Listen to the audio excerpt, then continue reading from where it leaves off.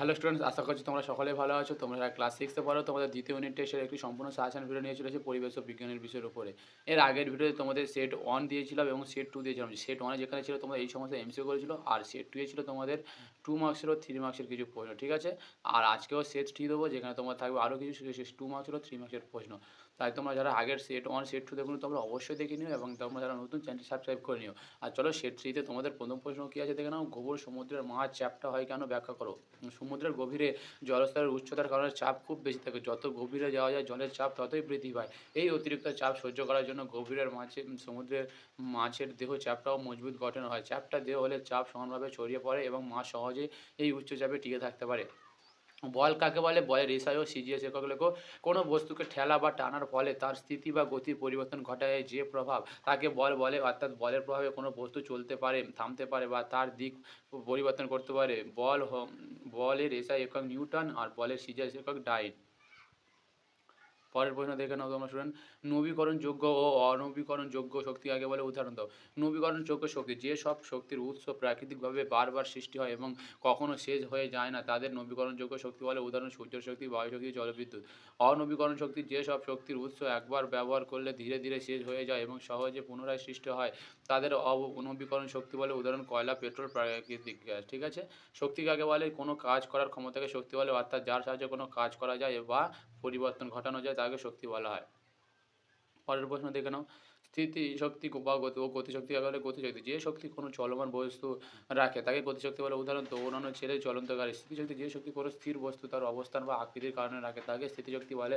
উদাহরণ উপরে থেকে উঁচু স্থানে রাখা পাথর, বেঁকে রাখা ধনুকে তীর, ঠিক আছে? তারপর শক্তির নিম্নতা সূত্রটি লেখো। শক্তির নিম্নতা সূত্র অনুযায়ী শক্তির সৃষ্ট বা বিনষ্ট করা যায় না, শুধুমাত্র একটি রূপ থেকে অন্য রূপে পরিবর্তিত করা যায়। অর্থাৎ কোনো বন্ধ ব্যবস্থায় শক্তির মোট পরিমাণ সবসময় স্থির থাকে। উদাহরণস্বরূপ অবস্থি শক্তি ও গতিশক্তি একে অপরের মধ্যে রূপান্তরিত হতে পারে, কিন্তু মোট শক্তি কমে বা বাড়ে না, ঠিক আছে? পরের প্রশ্ন দেখে নাও। ফুটবলের ব্যাস 28 সেমি। তুমি যদি ফুটবলের বাইরেটা রং করো, কতটা জায়গা রং করা হয়েছে? ফুটবলের গোলাকার ধরা হয়, ব্যাসার্ধ আর 28, আর সমান সমান 28 এবং ভাগ 2 সমান সমান 14 সেমি, ঠিক আছে?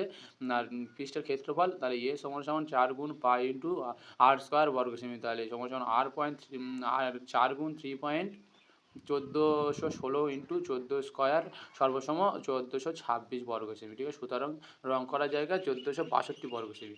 একক কাকে বলে? যে পরিমাণের মান মাপার জন্য নির্দিষ্ট মানদণ্ড ব্যবহার করা হয় তাকে একক বলে। উদাহরণ দৈর্ঘ্যের একক মিটার এবং ভরের একক কেজি। পরের প্রশ্ন দেখে নাও। সময় কাকে বলে? কোনো ঘটনা বা কার্যক্রম কতটা দীর্ঘ সময় নিল তা পরিমাপ করার জন্য যে পরিমাপ ব্যবহার করা হয় তাকে সময় বলে। উদাহরণ 1 মিনিট, 1 ঘন্টা, 1 সেকেন্ড। প্রশ্ন, স্কুলে তুমি একটা বেঞ্চের উপর বসে আছো, বেঞ্চের দৈর্ঘ্য 2.2 মিটার এবং প্রস্থ 20 সেমি। বেঞ্চের ক্ষেত্রফল কত?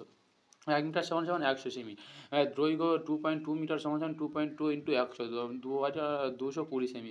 প্রস্থ 20 সেমি। ক্ষেত্রফল দৈর্ঘ্য গুণ প্রস্থ সমান সমান 220 গুণ 20 সমান সমান 4400 বর্গ সেমি। পরের প্রশ্ন দেখে নাও। সৌরদিন কাকে বলে? যে সময় ধরে পৃথিবী একবার তার নিজস্ব অক্ষের চারপাশে ঘুরে সূর্যের দিকে একই অবস্থানে ফিরে আসে সেই সময়কে সৌরদিন বলে। মৌলিক রাশি বা প্রাথমিক রাশি এবং লব্ধ রাশি কাকে বলে? উদাহরণ দাও। মৌলিক রাশি বা প্রাথমিক রাশি, ঠিক আছে? যে রাশিগুলি সরাসরি পরিমাপ করা যায়, যেমন দৈর্ঘ্য, ভর, সময়, তাপমাত্রা, বিদ্যুৎ ধারা ইত্যাদি। উদাহরণ 5 মিটার, 10 কেজি, 2 সেকেন্ড। এবারে লব্ধ রাশি কাকে বলে? যে রাশিগুলো এক বা একাধিক মৌলিক রাশির সমন্বয়ে নির্ণয় করা যায় তাদের লব্ধ রাশি বলে। উদাহরণ বেগ সমান সমান দৈর্ঘ্য ভাগ সময়, চাপ সমান সমান বল ভাগ ক্ষেত্রফল, ঘনত্ব সমান সমান ভর ভাগ আয়তন, ঠিক আছে? পরের প্রশ্ন দেখে নাও তোমরা স্টুডেন্ট। গড় সৌরদিন কাকে বলে? গড় সৌরদিন হলো সেই সময়ের দৈর্ঘ্য যা একটি গড় সৌর বছরের ভিত্তিতে সূর্যকে একই অবস্থানে, যেমন মধ্যাহ্নে সর্বোচ্চ অবস্থানে ফিরে আসতে সময় লাগে। অর্থাৎ 1 বছর ধরে সূর্যকে অবস্থানের গড় হিসাব অনুযায়ী একটি সৌরদিনের দৈর্ঘ্য প্রায় 24 ঘন্টা। পরের প্রশ্ন দেখে নাও তোমরা স্টুডেন্ট। এসআই পদ্ধতিতে 60টি মৌলিক রাশির এককের নাম লেখো, ঠিক আছে? দেখো, দৈর্ঘ্য মৌলিক এসআই একক হলো মিটার, ভরের কিলোগ্রাম, সময় সেকেন্ড, বিদ্যুৎ ধারা অ্যাম্পিয়ার, হ্যাঁ, উষ্ণতা বা তাপমাত্রার কেলভিন, পরিমাণ বা পদার্থের পরিমাণের মোল, আর প্রকাশ বা আলোক শক্তির ক্যান্ডেলা, ঠিক আছে? তারপরের প্রশ্ন দেখে নাও তোমরা শুনে। আয়তন কাকে বলে? কিসের সাহায্যে তরল পদার্থের আয়তন পরিমাপ করা হয়? কোনো বস্তু বা পদার্থ যে স্থান দখল করে সেটিকেই আয়তন বলে। তরল পদার্থের আয়তন পরিমাপ। তরল পদার্থের আয়তন সাধারণত মাপের রাশির সাহায্যে, যেমন মাপের সিলিন্ডার বা পরিমাণের বর্ধন নিয়ে নির্ণয় করা হয়। উদাহরণ 100 মিলি মাপের সিলিন্ডারে জল পরিমাপ করা যায়। আন্তর্জাতিক প্রমাণ মিটার বলতে কী বোঝো? আন্তর্জাতিক প্রমাণ মিটার হলো এমন একটি মিটার যা ফ্রান্সের সুডান আন্তর্জাতিক সংরক্ষণাগারে ধাতব বার আকার সংরক্ষিত আছে এবং যার দৈর্ঘ্য পরিমাপ মানদণ্ড হিসেবে ব্যবহার করা হয়। অর্থাৎ ১ মিটার সমান সমান সেই ধাতব বারের দৈর্ঘ্য বা আন্তর্জাতিকভাবে মানদণ্ড হিসেবে নির্ধারিত। পরের প্রশ্ন, শিলা কয় প্রকার ও কী কী? শিলা প্রধানত ৩ প্রকার। আগ্নেয় শিলা, আগ্নেয় তাপ বা মল্টেন ম্যাগমা জমে তৈরি হয়। উদাহরণ গ্রানাইট, ব্যাসাল্ট। পাললিক শিলা বা অবক্ষয় শিলা, কাদা, বালি বা খনিজ পদার্থ স্তরভুক্তভাবে জমে গিয়ে তৈরি হয়। উদাহরণ বালি, পাথর, চুনাপাথর। রূপান্তরিত শিলা কি অন্য শিলার উপর চাপ ও তাপ প্রয়োগে তৈরি হয়। উদাহরণ মার্বেল, গ্রানাইট। পেট্রোলিয়াম শোধন করা হয় কেন? পেট্রোলিয়াম শোধন করা হয় যাতে এর বিভিন্ন উপাদান আলাদা করা যায় এবং ব্যবহারযোগ্য জ্বালানি ও অন্যান্য পণ্য তৈরি করা যায়। উদাহরণস্বরূপ গাড়ির জন্য পেট্রোল ও ডিজেল, রান্নার জন্য কেরোসিন। পরের প্রশ্ন দেখে নাও তোমরা শুনেন। ম্যাগমা ও লাভা কাকে বলে? ভূমির ম্যাগমা ভূমির অভ্যন্তরে আগ্নেয় শিলার গলিত বা তরল অবস্থাকে ম্যাগমা বলা হয়। এটি মাটির নিচের থাকে। লাভা যখন ম্যাগমা আগ্নেয়গিরির মুখ দিয়ে ভূমির উপর বের হয়ে এবং ঠান্ডা হতে থাকে তখন তাকে লাভা বলে। জীবাশ্ম জ্বালানির ব্যবহার লেখো। জীবাশ্ম জ্বালানি হলো কয়লা, পেট্রোলিয়াম ও প্রাকৃতিক গ্যাস। এগুলোর ব্যবহার প্রধানত বৈদ্যুতিক শক্তি উৎপাদনে। বিদ্যুৎ কেন্দ্রগুলোতে কয়লা বা গ্যাস জ্বালিয়ে বিদ্যুৎ তৈরি করা হয়। পরিবহন, পেট্রোল ও ডিজেল গাড়ি, বাস, ট্রেন ও জাহাজ চালাতে ব্যবহার হয়। শিল্প কারখানায় তাপ উৎপাদন, যন্ত্রপাতি ও বিভিন্ন শিল্পজাত পণ্য তৈরি করতে। গৃহস্থলীর ব্যবহারে রান্নার জন্য কেরোসিন ও গ্যাস ব্যবহার করা হয়। পরের প্রশ্ন, আগ্নেয় শিলা কাকে বলে? আগ্নেয় শিলা কয় প্রকার কী কী? আগ্নেয় শিলা যে শিলার মাধ্যমে বা গলিত শিলা জমে ঠান্ডা তৈরি হয় তাকে আগ্নেয় শিলা বলা হয়। পরে তারপরে আগ্নেয় শিলার প্রকার দেখো। আগ্নেয় শিলা আর অভ্যন্তরীণ আগ্নেয় শিলা, ঠিক আছে, মাটির ভিতরে জমে তৈরি হয়। উদাহরণ গ্রানাইট। আর পৃষ্ঠীয় আগ্নেয় শিলা, আগ্নেয় থেকে মাটির উপরে বের হওয়া ম্যাগমা জমে তৈরি হয়। উদাহরণ ব্যাসাল্ট। জীবাশ্ম কাকে বলে? জীবাশ্ম কীভাবে তৈরি হয়? যেসব জ্বালানি পদার্থ প্রাচীন উদ্ভিদ ও প্রাণীর অবশিষ্ট থেকে মৃত হয়ে তৈরি হয়, যেমন কয়লা, পেট্রোলিয়াম ও প্রাকৃতিক গ্যাস, তাদেরকে জীবাশ্ম জ্বালানি বলে। জীবাশ্ম তৈরি হয় প্রাচীন উদ্ভিদ ও প্রাণী মৃত হয়ে জমে মাটির নিচে চাপা পড়ে। উপর থেকে মাটি ও পাথরের চাপ ও তাপের কারণে সেগুলো ধীরে ধীরে রাসায়নিকভাবে অপরিবর্তিত হয়ে লক্ষ লক্ষ বছর ধরে এই প্রক্রিয়ায় জীবাশ্ম জ্বালানি তৈরি হয়। পরের প্রশ্ন, পাললিক শিলা কাকে বলে? উদাহরণ দাও। পাললিক শিলা যে শিলা কাদা, বালি, খনিজ পদার্থ বা জীবাশ্ম জমে স্তরভুক্তভাবে জমে তৈরি হয় তাকে পাললিক বা অবক্ষয় শিলা বলা হয়। উদাহরণ বালি, পাথর, চুনাপাথর। পাললিক শিলায় জীবাশ্ম দেখা যায় কেন? পাললিক শিলা তৈরি হওয়ার সময় প্রাচীন উদ্ভিদ ও প্রাণীর অবশিষ্ট কাদা বা বালির সঙ্গে মিশে স্তরভুক্ত হয়, ফলে জীবাশ্ম সেখানে সংরক্ষিত থাকে।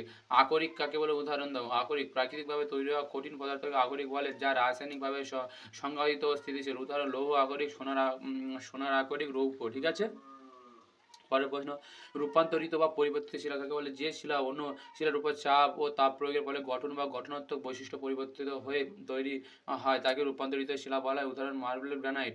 জীবাশ্ম জ্বালানি কাকে বলে? জীবাশ্ম জ্বালানি যেসব জ্বালানি প্রাচীন জ্বালানি পদার্থ প্রাচীন উদ্ভিদ ও প্রাণীর মৃত অবশিষ্ট থেকে দীর্ঘ সময় ধরে চাপ ও তাপে তৈরি হয় তাদেরকে জীবাশ্ম জ্বালানি বলে। উদাহরণ কয়লা, পেট্রোলিয়াম, প্রাকৃতিক গ্যাস। নদীর বাঁধের তলদেশে চওড়া হয় কেন? নদীর বাঁধের তলদেশ চওড়া করা হয় যাতে বাঁধটি বেশি শক্ত ও স্থিতিশীল থাকে। তলদেশে চওড়া হলে বাঁধের উপর জলের চাপ সহজে সহ্য করতে পারে এবং ভেঙে পড়ার সম্ভাবনা কমে যায়, ফলে বাঁধ নিরাপদ থাকে। পরের প্রশ্ন, চাপ কাকে বলে? চাপের রাশিমালা এসে হলো কোনো পৃষ্ঠের উপর লম্বভাবে যে বল প্রয়োগ করা হয় সেই বলের একক ক্ষেত্রফলের উপর যে পরিমাণ প্রভাব পড়ে তাকে চাপ বলে। অর্থাৎ বল যত বেশি এবং ক্ষেত্রফল যত কম হবে তাপ তত বেশি হবে। চাপের রাশিমালা চাপ সমান সমান বল ভাগ ক্ষেত্রফল সমান সমান পি সমান সমান এফ বাই জি। চাপের এসআই একক পাস্কেল। আঙুলের পরিবর্তে আলপিনের সাহায্যে বেলুন ফোটানো আরও বেলুন ফুটো করা সহজ কেন? আলপিনের অগ্রভাগ খুব সূচালো হওয়ার এর স্পর্শক্ষেত্র খুবই কম, তাই সামান্য বল প্রয়োগ করলেও খুব বেশি চাপ সৃষ্টি হয়, কিন্তু আঙুলের স্পর্শক্ষেত্র অনেক বেশি হয় একই বল প্রয়োগ করলে চাপ কম হয়।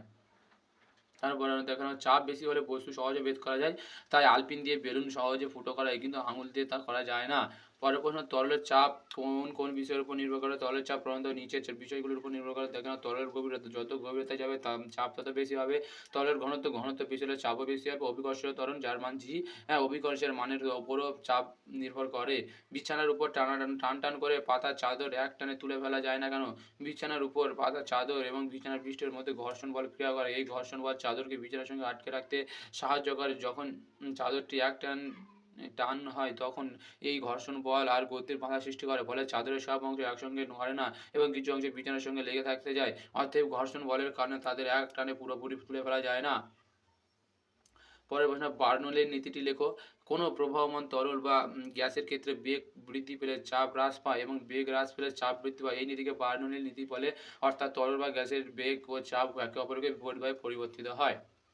দেখো স্টুডেন্ট, তোমরা যারা ক্লাস সিক্সে পড়ো তোমাদের সেকেন্ড ইউনিট টেস্টের সেট থ্রিও দিয়ে দিলাম, আর আগের সেট ওয়ান সেট টু দিয়ে দিয়েছি। এই তিনটে সেটের সমস্ত প্রশ্ন উত্তরগুলো তোমরা মুখস্থ করবে। তোমাদের পরিবেশ ও বিজ্ঞান থেকে এর বাইরে থেকে কোনো প্রশ্ন আসবে না, 100% গ্যারান্টি দিয়ে বলছি। তোমরা অবশ্যই করে নিও কিন্তু, ঠিক আছে? তোমরা যারা নতুন চ্যানেল সাবস্ক্রাইব করে নিও, আর ভিডিওটি ভালো লাগলে একটি লাইক করে কমেন্টে জানিও কোন ভিডিও তোমাদের আগে লাগবে। ধন্যবাদ।